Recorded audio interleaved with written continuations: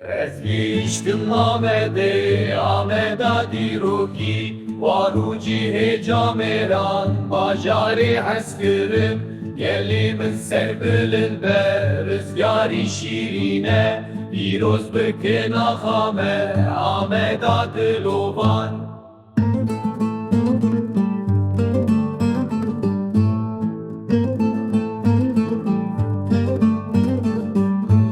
Otan badinan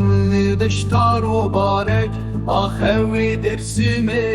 vargehi evine Hevli ruşen galbı lehi usorek Xemlan navime vek bu kaçi ayan Şilo kerkuka deşta zerinek Mahabadu sene Kırmanşahu şirneh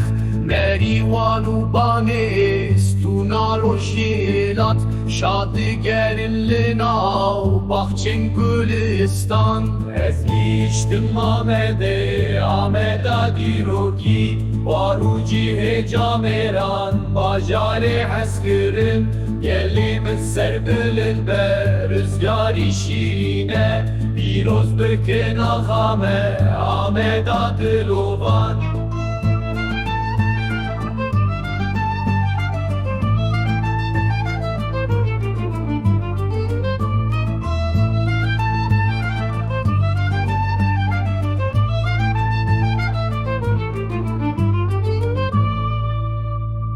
Şaya diri vanu bedli sumuş Kersu erzirum li sersinore bilind Harkutu sevas bajarın tehremam Vare dersime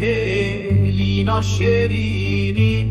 Mereşu ente İstanbul'u merdin Şirnehu efrilli nav dilimin Kamışlu rihan Sebinu cizir Bejnu balavan ve Darin çınarı Ez giştim Ameda diroki Varu cihe cameran Bajare heskırım Gelimin serbilin be Rüzgari şirine Biroz bıkın ahame Ameda dilovan